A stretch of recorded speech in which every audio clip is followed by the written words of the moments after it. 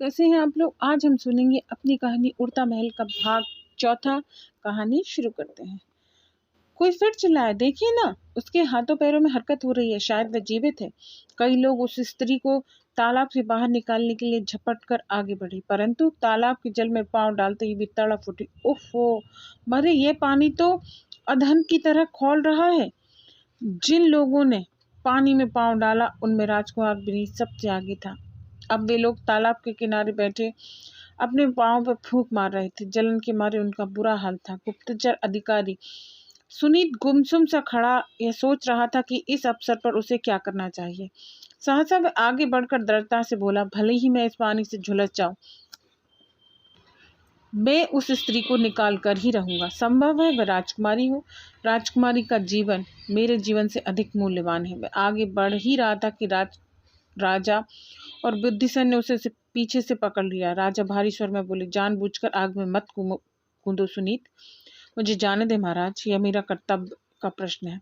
यह कर्तव्य पुकार रहा है। मनुष्य को अपने प्राणों का मोह छोड़कर कर्तव्य का निर्वहन करना चाहिए।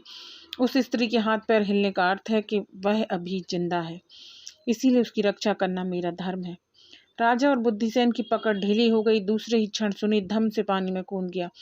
राजा और उसके साथी आंखें फाड़े अचरज से सुनीत को तालाब की जल सतह पर तैरते देख रहे थे।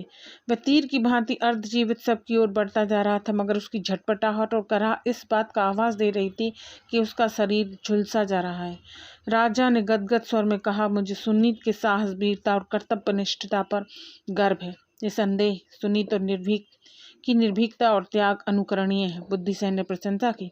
कुछ ही क्षणों में सुनीत उस अर्धजीवित शरीर के पास पहुंचा। वह हाथ बढ़ाकर उसे पकड़ना चाहता था कि बचाओ बचाओ की एक तेज करुण पुकार वातावरण में गूंज उठी।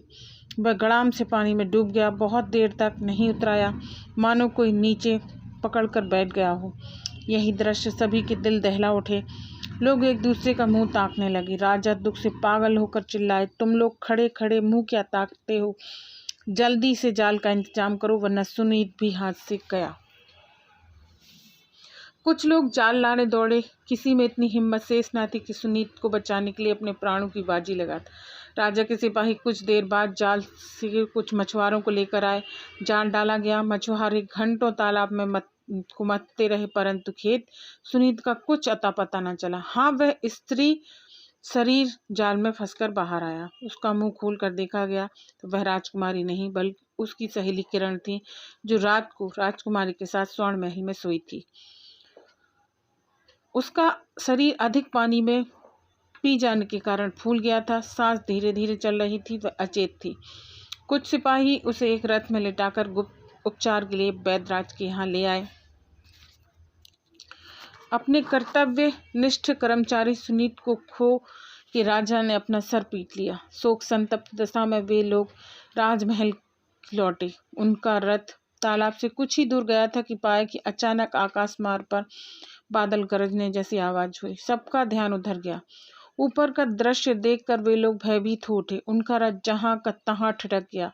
उन्होंने देखा, एक भयानक दैत्य को आकाश में उड़ते देखा। उसके सिर पर सींग थे। शरीर रीछ जैसे बालों से आग की लपटें निकल रही थीं। वह बड़े बेग से उड़ते हुए ठहाके लगा रहा था। उसके ठहाके की आवाज बादल के गर्जन जैसी थी। वह बाज की तरह रथ पर झपटा ही था कि राजकुमार विनीत ने धनुष पर बाण चढ़ाकर छोड़ दिया। वह बाण उड़ते हुए दैत्य के शरीर पर ना लगा और उसके आग से शरीर से लपटें निकलने लगी। दैत्य तीर की भांति विपरीत दिशा में पलटा। लपटें हवा के प्रभाव से भसभसा उठी। इसी समय कर्कश आकाशवाणी हुई, राजा रामदेव, सावधान हो जाओ, तुम्हारे शुभचिंतक ही तुम्हारा विनाश करने पर तुले हुए हैं।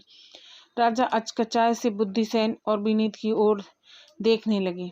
यह सब कुछ पलक झपकते ही हो गया। दैत्य आंखों से ओझल हो गया।